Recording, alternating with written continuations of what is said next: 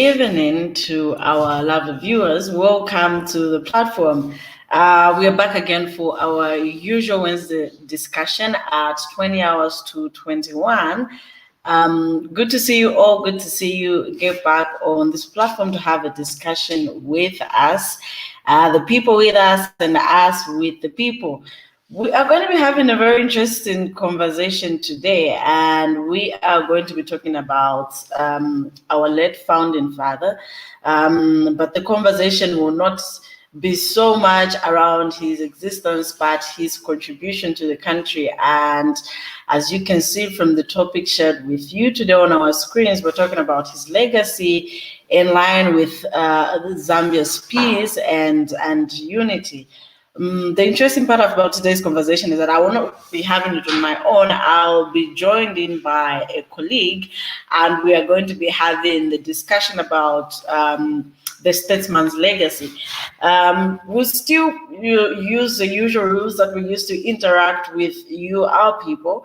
We'll share a link in the comment section, and then you get to join in and give your contribution about today's conversation. Once again, welcome. Please remember to like, share, and comment on today's discussion. Okay, so before I forget, I'll have to start posting the link in the comment section so that I don't forget to do it in the next minutes. Also, don't forget, as usual, this program is brought to you by PAGS with support from OSISA. It's a program meant for us to talk with the people, and the people to talk with us, and the people to talk with the people. So there is a link in the comment section. As we start today's discussion, please remember to get into your comments and be able to click on the link, join in, and then give your comments on today's discussion. We are talking about KK's legacy. So much has happened since the day he died. To date, we know there's a lot of discussions that people want to have around his death as well, around all the procedures, but there is a bigger picture that we want to look at, and that's his legacy, especially when it comes to peace and unity. Almost every time that we have a conversation on this platform, I keep reminding people that we are only days away from having our general elections. So it's important that we begin to have these discussions and begin to look at some of the contributions that have been made by some of our people that we treasure, and the efforts they made in making Zambia reach where it is today, the efforts they made in strengthening our economies, the efforts they made in maintaining peace, the efforts they made in fighting tribalism, the efforts they made in seeing that our education is where it is, the effort they've been making in seeing how our health system has been, and so much more. Okay, and also just to remind you, today's program is particularly very interesting because it's just not a PAGS discussion. It's in collaboration with Chapter One Foundation. So we are going to be having this conversation without forgetting the effort that have been made by Chapter One. That today we may have a conversation to remember the legacy of KK. Remember, a short reminder of who Chapter One is. It's an organization that has a special field in the law, and it's got its core value in defending human rights. And we know when we start talking about human rights, we cannot forget to put human beings there and protecting their needs and interests. And if you are aware of who KK was and the rest of the founding fathers, you will remember that they had a special place for the Zambian people, especially them being able to enjoy human rights. And among those are some of the things that we still talk about today: good health, freedom of speech, and association. We're talking about people having a decent living, all those things fall under human rights, in that people are able to have the basic needs that sustain life. So Chapter 1 Foundation joined Parks today in order for us to have a conversation about the legacy that Keke left on the peace and unity of Zambia. So to get into our conversation, I have so much to say about KK personally, and about his fight and the struggle and his contribution to our peace and where Zambia is at right now. I think for me, what really impresses me about the gentleman in his entire story is not what we know now, but what he was before independence. And that's the idea of him being a young person and being a contributor to the struggle at a very young age. I think if you have had time to watch many activists that are young people right now, if there's one thing that we keep talking about, is the idea of seeing young people be able to get actively involved in the country's affairs, starting from politics, starting from going all the way to social justice and many other things that we talk about. And the interesting and special thing about KK is that he started this conversation at a young age. Not only him, but the rest of his team. We always share this little picture where there was him and the rest of the gentlemen, their age when they first formed the first government of Zambia. And one thing that impresses us all is that they were all young people and they were all ready to contribute to the well-being of our country. Better yet, to get the freedom for a country called Zambia where we are now. And they were all young people, which is amazing. But also the best part about KK, even when he came into his leadership, is him putting humanism as the center of his leadership, as the center of everything that he would do. His people were always at the core of everything. The people coming first before everything was an important thing, as far as his leadership has been taught, by those who wrote it, even by those who experienced it, which is very amazing. And so we can't forget to talk about that, because we know that it's from that aspect of humanism that we were able to see peace begin to thrive in a country called Zambia, because we cannot forget our history and the interactions that our history exposes us to. The idea of different people living in one country, the idea of 72 languages having to learn to coexist in the new boundaries, with new rules, with new leaderships, all the changes that had to happen at the same point by the time we're getting our independence. There was a lot of things to consider and a lot of things to consolidate. It was a lot of work to put an environment where we could be able to see every Zambian having to have the same freedoms and every Zambian having to have the same opportunities. Of course, it's been we can't lie that it's been a smooth path. It's been a struggle on its own for us to reach where we are, for us to coexist as 72 tribes, for us to coexist as individuals with different aspirations, for us to coexist as individuals with different political beliefs, as individuals with different beliefs about social setups, genders, and all those things. But we can say thank you to those that began the fight, and the name KK cannot be missed in the conversation as we talk about the steps that the country has taken to be where it is now.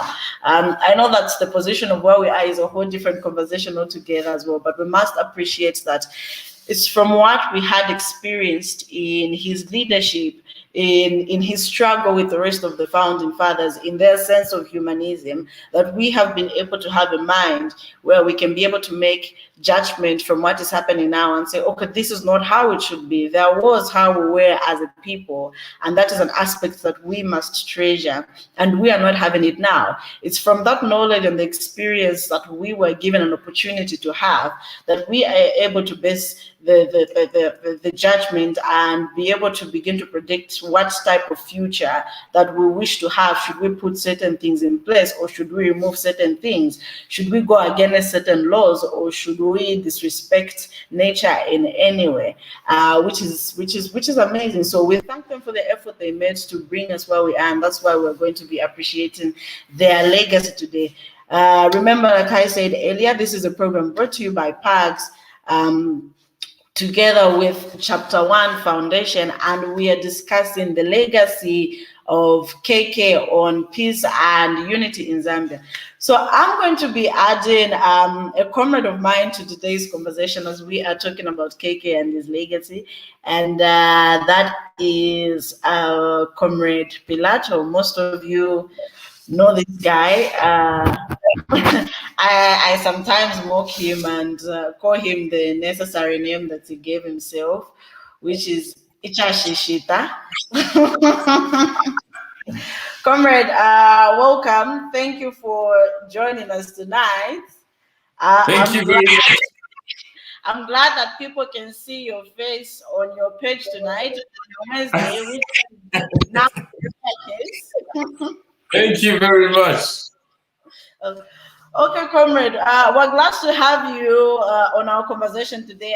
And just before you joined in, I was having a conversation with the people to say the legacy of KQ becomes something interesting because it becomes a base of our judgment of what we see today. It's a base that we used to say, okay, this is not correct, this is correct, this is not who we were, and what we've become is not what we should be. We should at least return back. And I know that you are an avid reader of Zambia, democracy, the people, pretty much humanism, because I know that everything that you talk about has to do with the people. I want to hear from you, comrade. With the death of KK and remembering his legacy on the peace and unity in Zambia, I want to hear from you. What are your reflections about the gentleman in line with the peace and unity that we have as a country right now? I think the first thing that we must remember is that uniting Zambia peacefully was a deliberate decision that Dr. Kenneth Kaunda and his crop of leaders decided to take. Zambia with 73 tribes, I don't know if we're 74 now with the incoming of other races and all that. It's a recipe for confusion, it's a recipe for chaos and all of that. Mind you, the coming of these tribes comes with different cultural beliefs, cultural understandings, cultural perspectives, and all of those things. So bringing everybody together was a deliberate decision that leaders of today should learn from. It's not an accident. It was not an accident. It was a decision that somebody had to take. You ask yourself, what is more important? Is national unity better? Is national unity important compared to my political survival? The crop of politicians that we have today cannot even get anywhere closer to that. So we have people that have no guiding ideology. Now they engage with the society, with our differences. They throw that away and pursue their personal agendas, even if it's at the risk of national unity and peace. So today we are confronted with the issue of tribalism.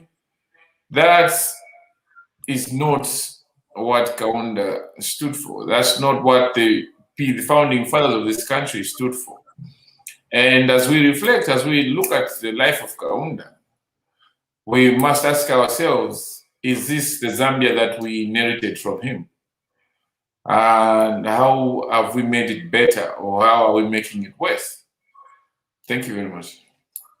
Okay. I like the part that you had to remember the number of tribes that were. I thought you were going to forget the mathematics, but I'm proud of your intelligence that you also added two more, which is amazing. And you also acknowledged that it becomes a recipe for confusion.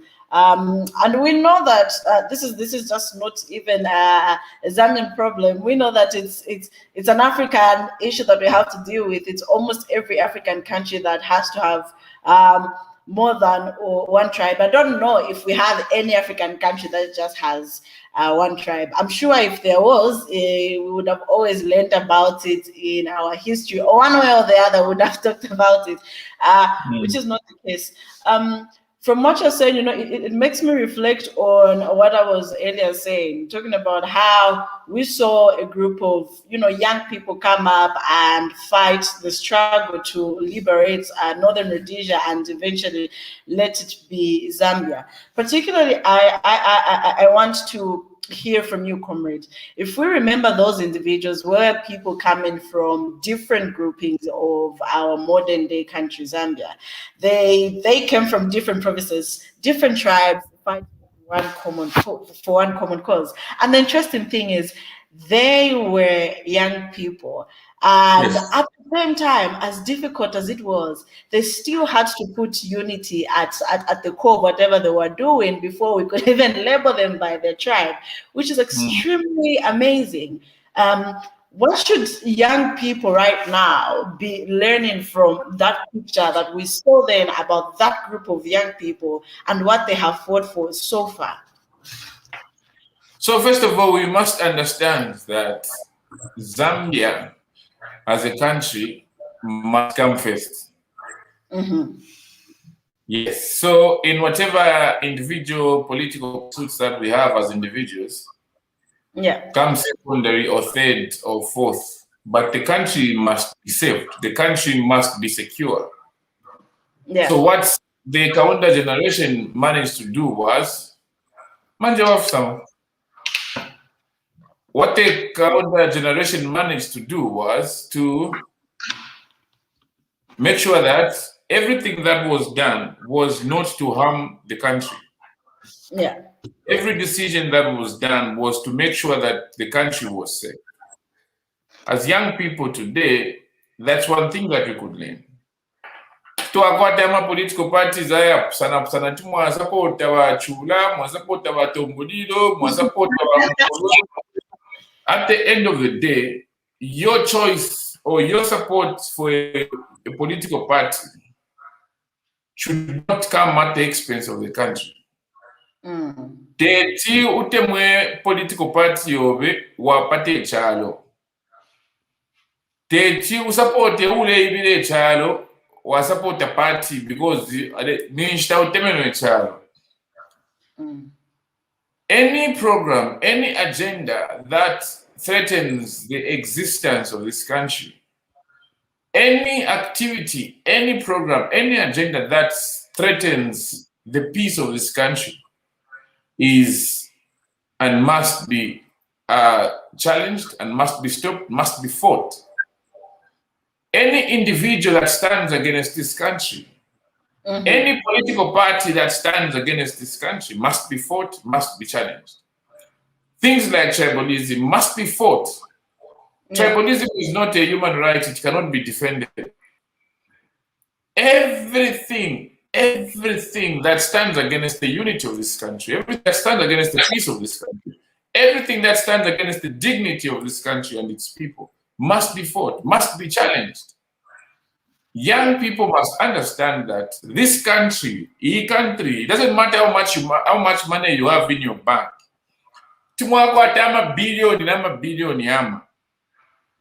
If this country collapses, your billions will collapse. If you are lucky enough to escape America, you'll be called the Zambian American. Zambia is still very much part of your story, very much part of you.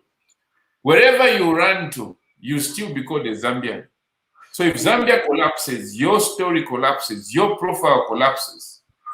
So anything that competes with Zambia, anything that competes attention for respect for dignity in this country must be challenged. The country must come first. Politicians must put this country first. Young people, any other individual in the citizen of this country must prioritize this country, because this is a country that all of us in which we exist. This is our home. Anything, anybody that threatens the peace of this country, anything or anybody that threatens the unity of this country is an enemy, is our enemy and must be challenged. That comes out very strong, and I'm forced to very much agree with your opinion. The truth is, there is no country that is able to stand on its feet without the people supporting it. And every time you get a compromise upon the stability of your country, and usually when you are going to compromise the stability of your country, usually start with the peace and the unity of the people. And you can do it in many ways.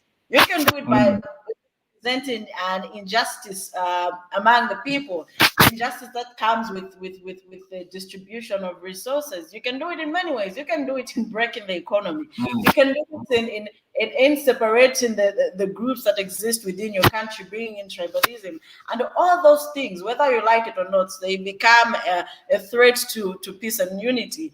And nowhere in the world are you ever going to see any country ready to compromise its peace and unity, because they know that it's the pillar of the country's stability.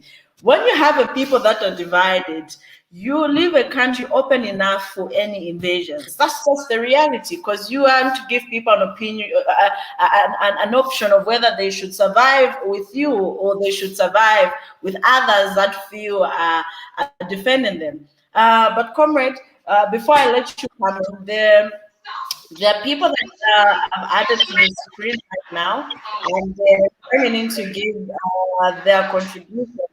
Mr. Anthony, thank you very much for joining us. You are already live on our broadcast. Good evening to you. Yes.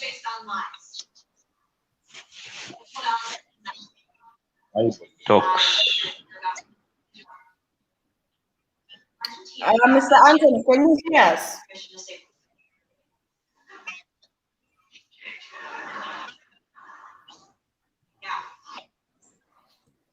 Okay, I'm not sure if Mr. Anthony can hear us, but he's not saying anything.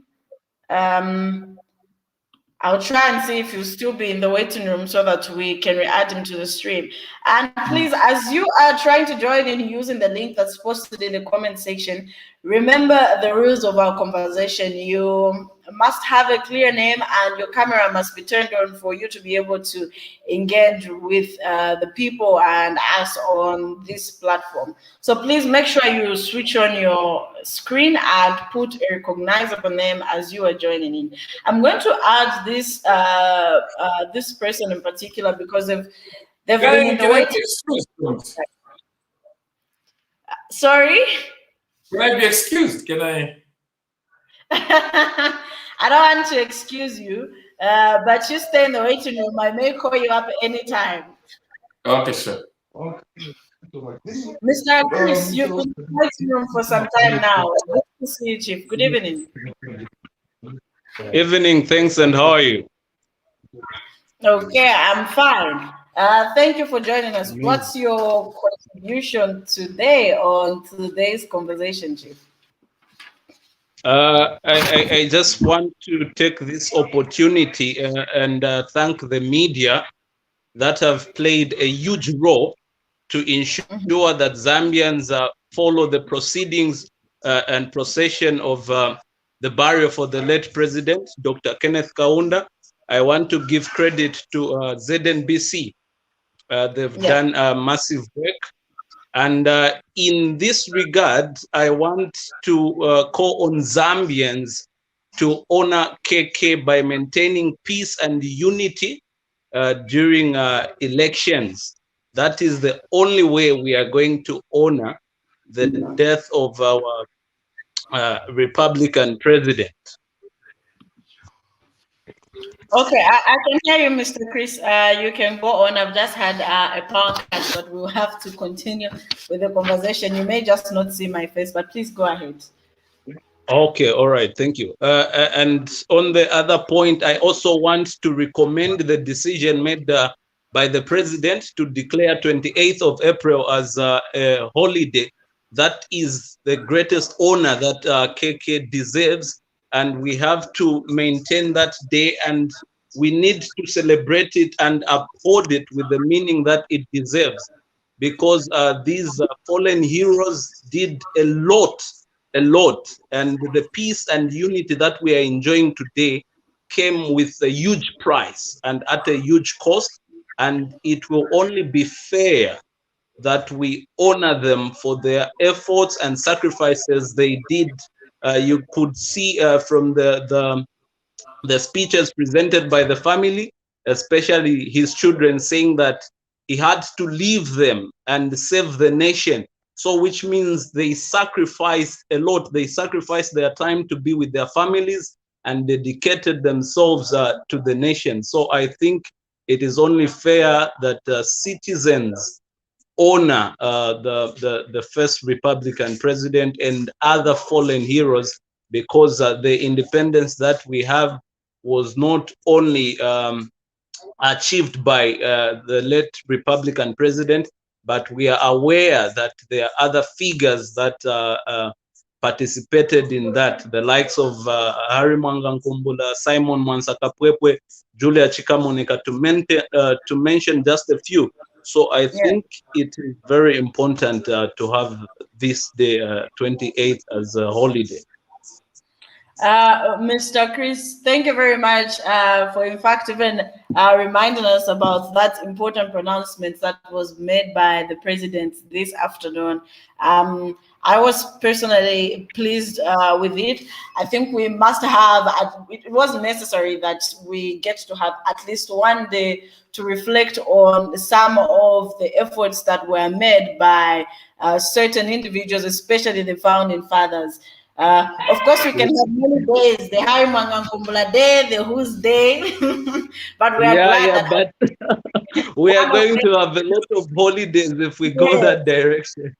Yeah, but at least we've got to have one person be recognized, and I know that it's going to be very important for us, and the things that we'll have to remember about the person who's left us. On the other hand, thank you very much for joining in, and we really appreciate you coming through and giving your contributions. Thank you. Enjoy the rest of the day. I'll be here following the proceeding. Please do. Okay. There is another gentleman that has just joined in, Mr. Anthony. I can't see you clearly. My camera will be turned off for now due to a technical challenge that I'm having. But feel free to please come through and give your contributions. Mr. Anthony, please give your contribution. Yes. Okay. Thank you so much for the opportunity, moderator. My contribution is very brief.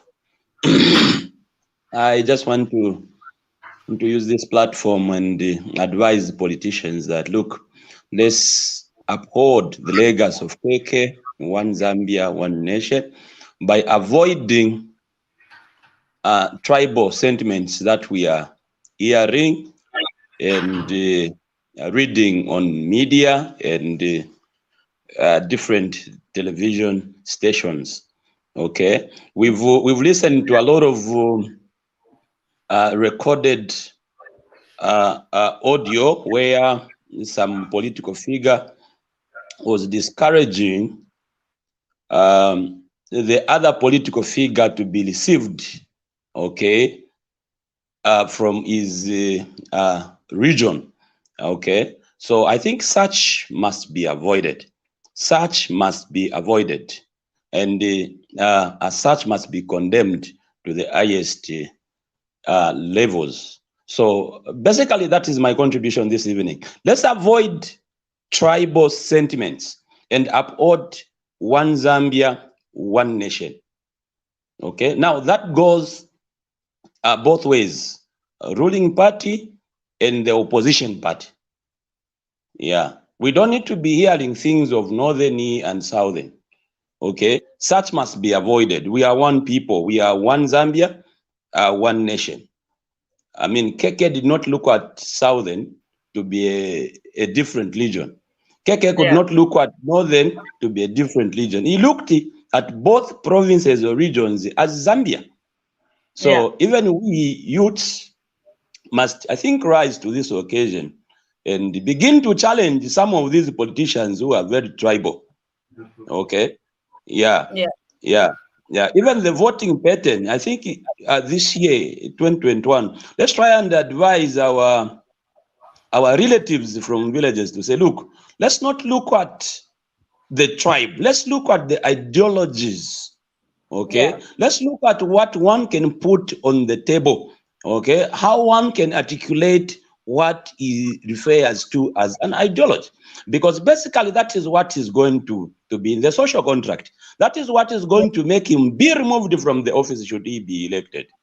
All right. And then there are two things here that I think youths and all electorates must put into account. For the incumbent, the incumbent is retained into office due to the history, okay, of performance. All right. And for the aspiring or opposition, if you like, is gonna be voted for by the ideology, okay, or promises. So we really need to analyze both the performance of the incumbent and the ideology, or what is this guy putting on the table for us. And if this is what he's putting on the table, really, is he able to perform this? Because basically that is what is going to be on the social contract. Look, according to John Rocky, one political scholar, he said, when you are elected as a leader, it means you automatically sign a social contract with the people. And should you fail to fulfill your social contract, it means you provoke an automatic revolution for the people to remove you. As simple as that. Okay? So we really need to hold PF accountable for what they have done and what they have not done. If they have done what they promised us, then 100%, 100% we have to vote for them. If they have not done it, then we need to question why didn't they do it. Okay, then these who are aspiring, we also need to analyze critically their ideologies and personality. Can this guy perform? Can this guy do what he's telling us? Yeah. So basically my contribution is very brief. I just want to underscore the point of regionalism. I think let's do away with this and uphold the one Zambia, one nation. Thank you for the opportunity, moderator. Oh, thank you very much, Mr. Anthony. That was a very powerful contribution. I know many of our viewers here will take it.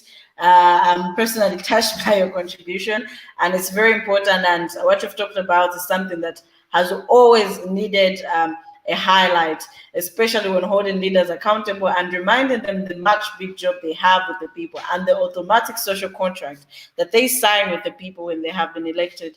Otherwise, thank you very much for joining in, and we appreciate your contribution, sir. Thank you so much. Bye. Enjoy. Bye. Mr. Oscar, you need an award for being loyal to this program. Good evening, sir. Hello. Good evening. Good evening. How are you?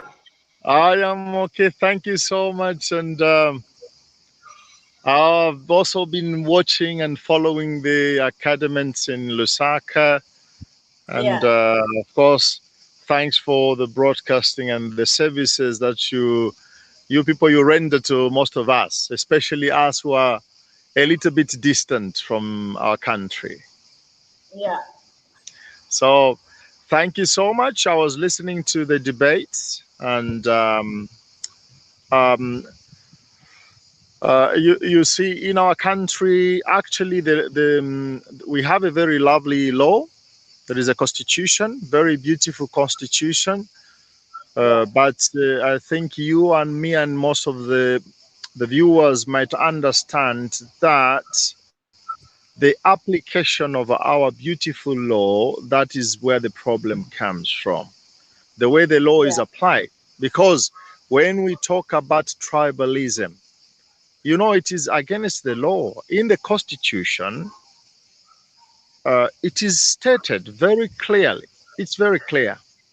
Nobody can be allowed really to talk about two tribes. We have learned from Uganda. We have learned from Egypt. Egypt, because Zambia is a Christian nation. In Egypt, I can go back to the time of the Israelites because they were another tribe, and the Egyptians were another tribe. There was a massacre there. Then we have learned the history about the Germans, Hitler and his theory. Okay, killing 6 million Jews. It's not a joke. It's something serious. In Europe, they are not going to call it tribalism. In Europe, we call it, ethic, and but it's the same concept. It's the same. In Africa, we say tribalism. Okay, it's something serious. It's something serious. So I think the law is there. In Zambia, the law is there. The problem is the application. Who is going to apply the law? Why don't they apply the law? It is there. When we listen to our politicians, they are very good when they talk about, we are accountable. This and that. Our country, they invest, investments. It's beautiful when they talk. They are so lovely when you listen to them talking. But the way they apply their promises, there comes a problem. I think the gentleman who was talking about a contract was correct. These people, they need to sign so that if they fail, they just pack and go. And they leave space for some other new blood or some other experience. So thank you so much. Thank you to Dr. David Kaunda's experience and legacy. I have graduated myself. I'm a graduate, and I've done my university here in Italy as well. A very beautiful university. But I thank Kaunda because he gave me free education. I thank that man. And I hope also when I won't going to be there anymore in this world, people can remember me about something good, something lovely to do to the country. And please, let's fight. Let's fight the so-called cadarism in Zambia. It is killing the country. Let's go back. Kaunda. One Zambia, one nation, and education is the success. It's a key to success. Education.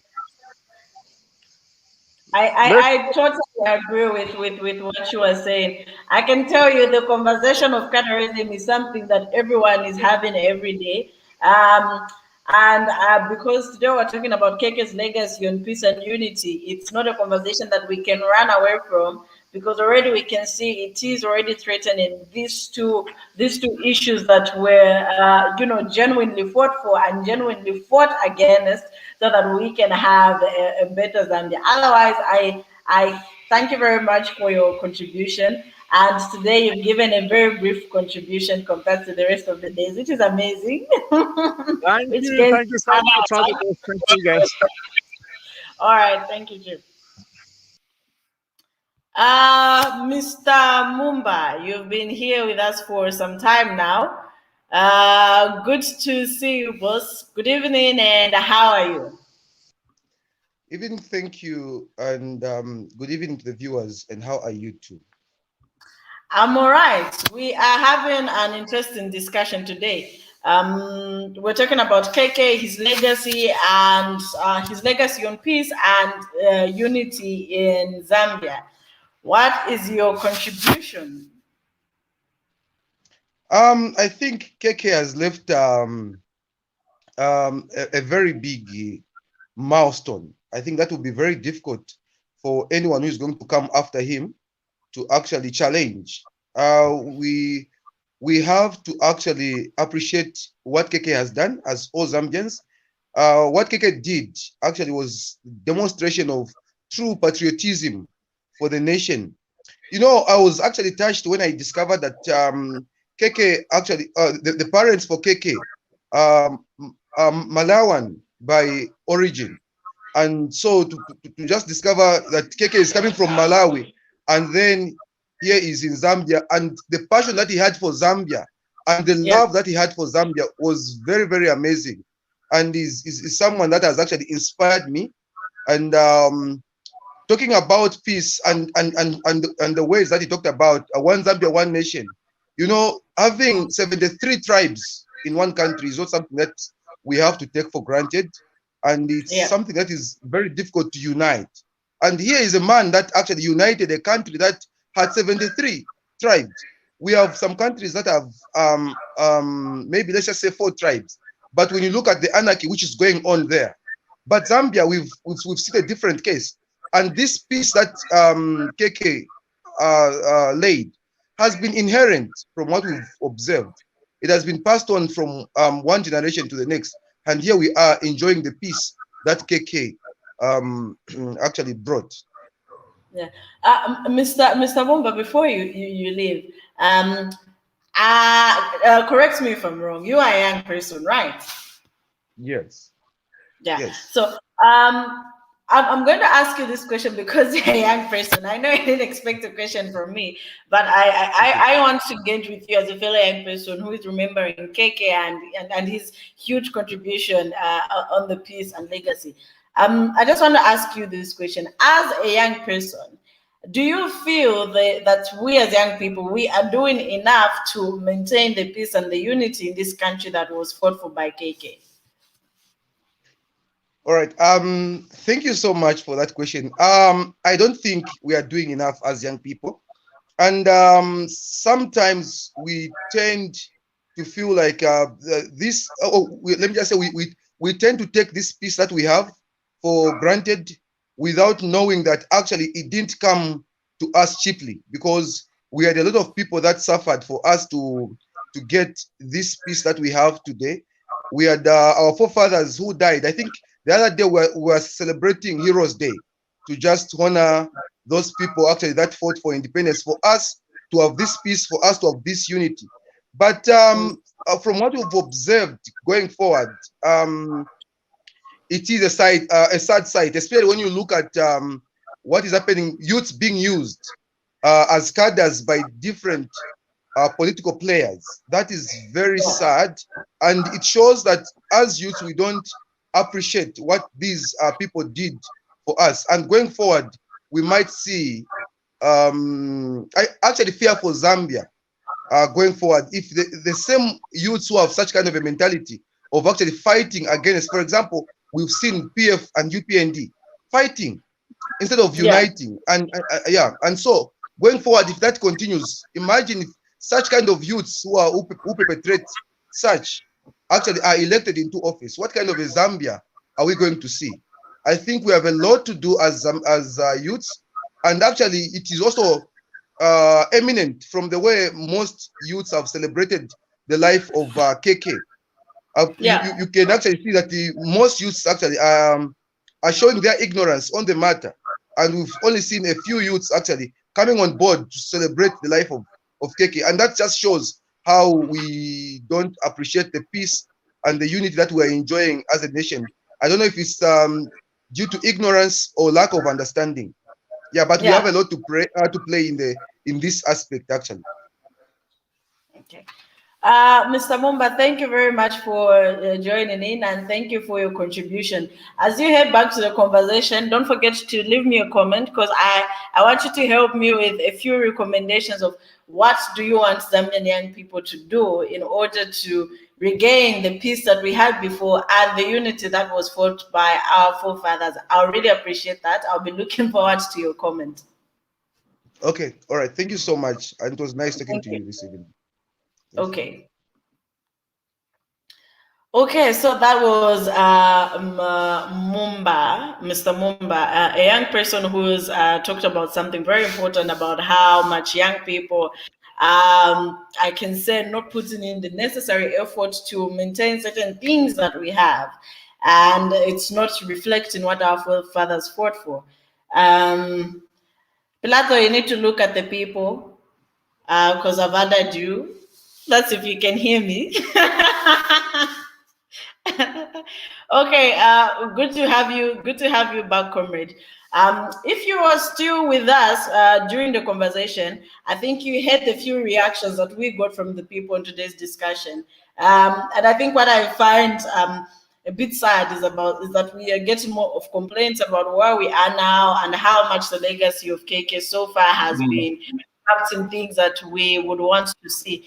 But I want us to take a shift while considering the complaints that have been given by the people.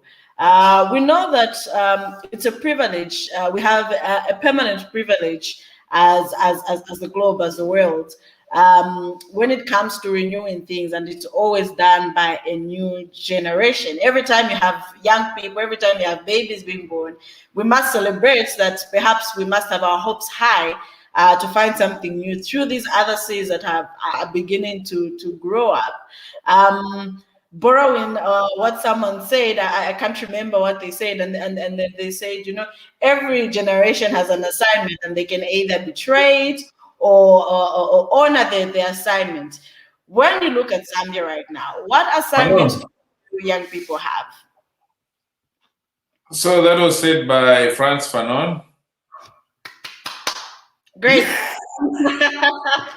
And what's my question again? I'm saying, what assignments do we think young people have right now, knowing that there always an opportunity that we must thrive on to change what the country was before? What assignments do you think our young people have right now, especially when it comes to the peace and unity of our country? Okay, so first of all, we must understand that national development or building a country is a series of processes that must be endured by the citizens, by the country itself, and all of it. So whilst we got political independence, we have economic independence to attain. We have other parts of our development that we need to attain. But that is a process that should have been started, and I know that was started in 1964. We got our political independence. I am convinced that our mission as a young people is to free ourselves economically. Remember, we did not inherit wealth. We did not inherit billions of dollars from our fathers or from our forefathers. Yeah. We inherited a struggle to liberate ourselves. We inherited hope that we were human enough, we were capable, we were strong people. We inherited the faith that better is possible. What we should start focusing ourselves on as young people is how do we get ourselves competitive on a global stage? How do we position ourselves for global relevance? How do we move this country from where it is now, where we are ranked #1 in corruption, #1 with mineral resources, but yes, also #1 in poverty and all of that. How do we move this country to where it is now, to global competitiveness? Yeah. That's our mission, I think. I think we should be focusing ourselves around economic liberation, because what Dr. Kaunda and his generation did will be useless if all of us, if this generation does not build on where they ended. If all of us young people believe that our dreams can only come true if we go to another country and not within this country, we should position ourselves to build this country to build it so well enough that our dreams should be able to come true. Normally in Zambia, you don't have to forge a passport or forge a visa for you to go to America or to Shanshanyoko. So no, we should create this country in such a way that it should respond to our aspirations as young people and the people of this country. We should be able to dream and dreams come true within this country. That is where we're supposed to. Our children should be able to inherit wealth. If you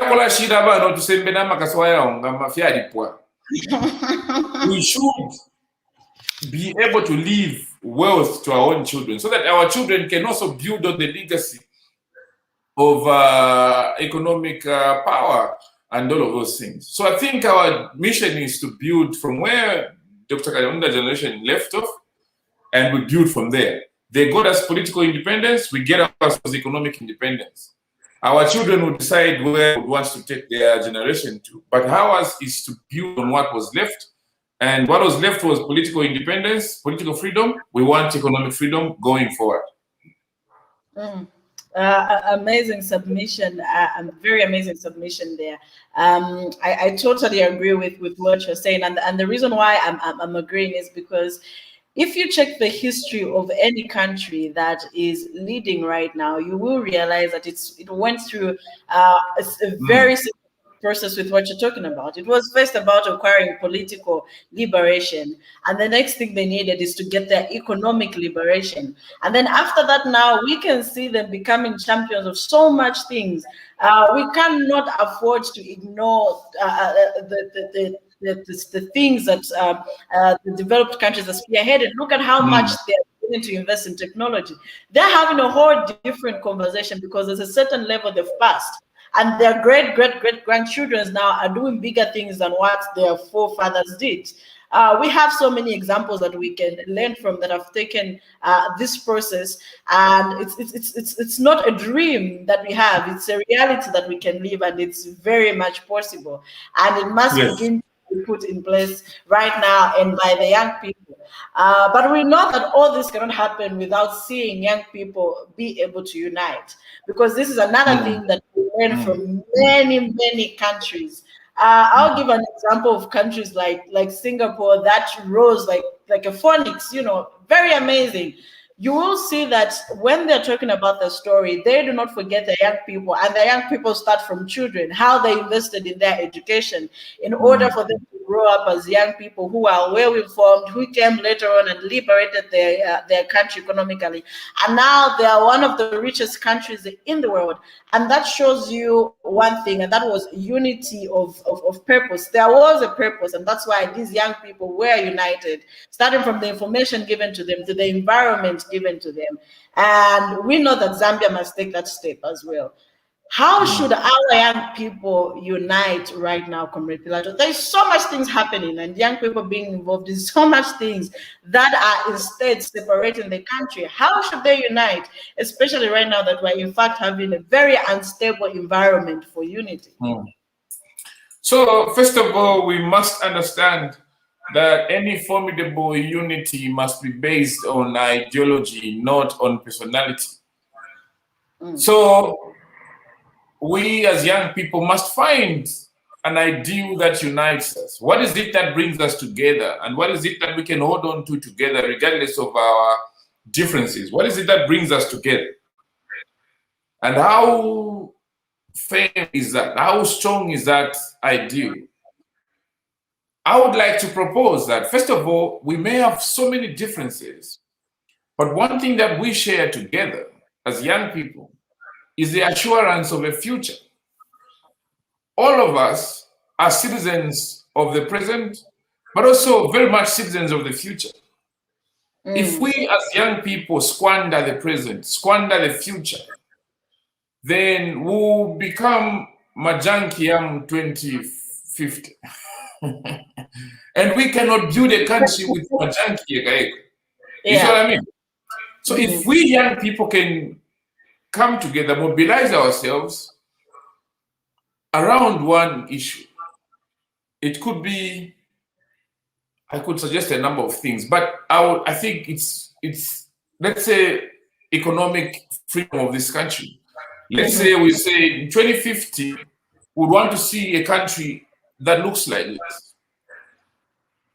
Today we mobilize ourselves and say, for us to get to this as a country, this is what we need to get to.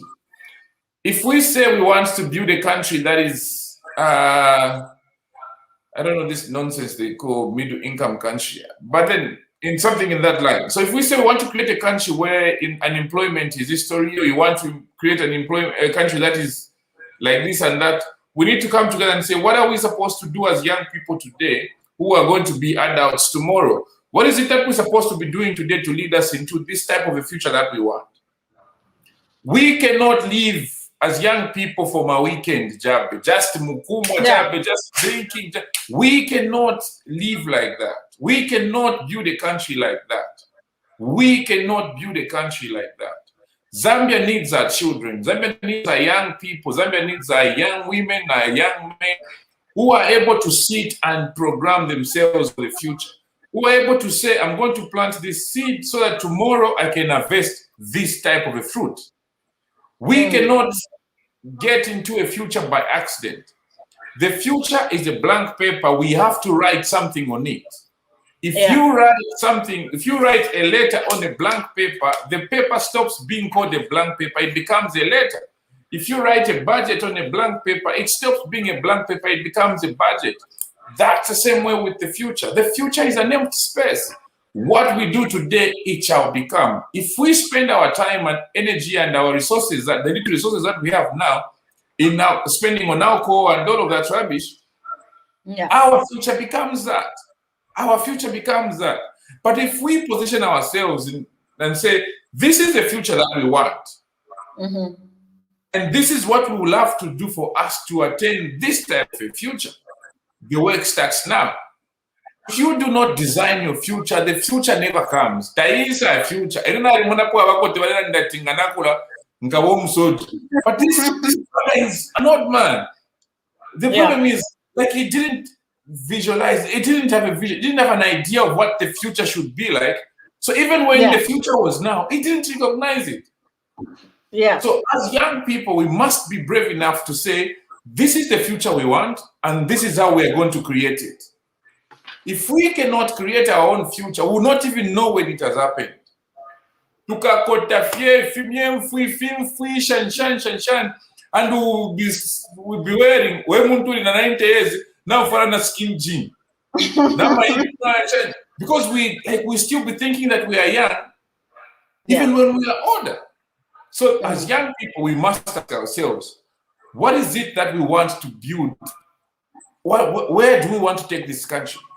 If we ask ourselves like that question and decide what we want to achieve as a country, then let us position ourselves. Let us start working on that particular future. I always say, the only animal that can become a bigger elephant is a small elephant.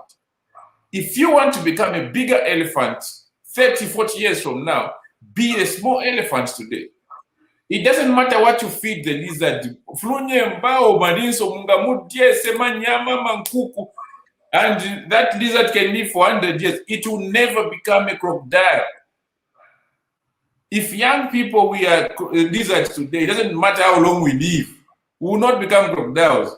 The only time we are going to become crocodiles is when we create ourselves into small crocodiles today, then grow into becoming bigger crocodiles.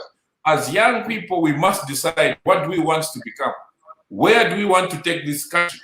If we decide to say, this is where we want to see our country, then we must decide what are we going to do today to make sure that our country leads us into this direction. For us to become like this, what are we supposed to be doing today? That's where the question should be. So all the young people we must decide. We must rally behind a cause. We must rally behind an idea that can take us into the future. That is going to guide us. What we're supposed to be doing today for us to get to where we want to get to. We cannot be successful as a country by accident. We cannot succeed as a country by charity or that rubbish. Nothing. We must decide. We must take charge as young people of this country. Thank you very much. Okay, comrade. Very powerful submissions there. And I like to say most of the times, you know, when I'm asked what brings young people together, I always say it's their grievances. There is nothing that can put young people in one box apart from their grievances. We are the ones who need jobs. We are the ones who want to be educated. We are the ones who want a better future. We are the ones who are dreaming of building in the next 10, 15, 20 years. We are the ones dreaming of having children. Everyone else above us do not have the same dreams as us. And it's in the sense that we do not have an environment that's already given us opportunity to be able to dream enough to see that the dream can come true right now. And therefore, the only thing that is left that brings young people together and have one conversation and reflect what young people must fight are their grievances themselves, because they are common, no matter which party you're supporting or where you come from, the tribe you are, the grievances and the injustices brought upon us are the same. And when we begin to discuss them, we're going to find ourselves in the same corner, no matter the situation. And I think that's one of the things that young people must begin to look at, and that should be a cause enough for us to fight. The cause should be to fight the injustices that we see right now that are proving to be an obstacle to what we want to see. The injustices that are bringing us to have these grievances that we're experiencing, and yet we can remove them from our lives. That should be a common cause that young people should come together for and fight. We are already in the last minute of our conversation, comrade. And before we cut our conversation, as you know, this is the hour we love to hit. What should young people learn from KK about generations that bring people together to fight for a cause, especially young people? What should they learn? So first of all, one thing that I would like to point at KK's legacy and his generation is the fact that these are people that sacrificed for what they believed in. And these are the people that were ready to pay the price. Marcus Garvey says, it doesn't matter where you are, you can do what students do. Invest in yourself, find a book to read. If you can go to school, go to school. If you can start a business, start a business. Invest in yourself. Know what you want to do, invest in yourself. What the counter generation did was, first of all, they understood where they were. They understood how their weaknesses, their strength as a generation, as a people, as a country. When they had resources, they made sure that they had invested in their people. If you look at these old people walking around here, they had free education from nursery, from pre-nursery to the world fair. The only thing they needed was to avail themselves for school. There was a desk, there was a teacher that was properly paid, there was a book, there was even food for free until university. This generation has directed the resources to the investment in its people, because they knew that you cannot develop a country with uneducated people. You cannot build Zambia on ignorance or illiteracy. For Zambia, they understood that for Zambia to build, for Zambia to grow, for Zambia to develop, the first step in development was supposed to happen in the people. If you develop the people who understand the value of the infrastructural development that you bring in the country. If you are going to give me these roads, you go to give me a charge road, if you have to do that for a people, make sure that people do understand the value of that facility that you're putting, that infrastructure that you're building. If the people do understand the value of that, first of all, you're also securing that particular property or that investment. Educated people will take care of a good road. Educated people will appreciate a good road because they know how to use it. So first of all, invest in the people. Invest in the people. Let the people be educated. It doesn't matter how the cost of education. Let the people get educated. Educate as many people as possible. Even when you cannot give them jobs, educated people will find ways of employing themselves. So educate these people, because The failure to educate young people, the failure to educate your own people, even when you have investors in the country, they will not give these quality jobs to your people because your people will not be educated. So the Kaunda generation understood that part. They understood that the people needed to be educated, and they invested a lot of money in education. All these people that are intimidating us now and beating us and taking away our rights were educated for free. What we should do now as a generation is invest in our young people. Let millions of our people have access to quality education. Let us educate as many people as possible. The moment we do that, we give power to the people. These people now then avail themselves for opportunities. They can get jobs within Zambia, they can get jobs elsewhere. But at least let us give them the power of an education. Once we do that, anything that will happen, first of all, there's going to be sustainability in our development projects. These people understand. These people will know the value. They will have also cut things like cholera, shanshan, will not even have those, because people will understand the need for hygienic, good hygiene and all of those things. That's what happened with an education.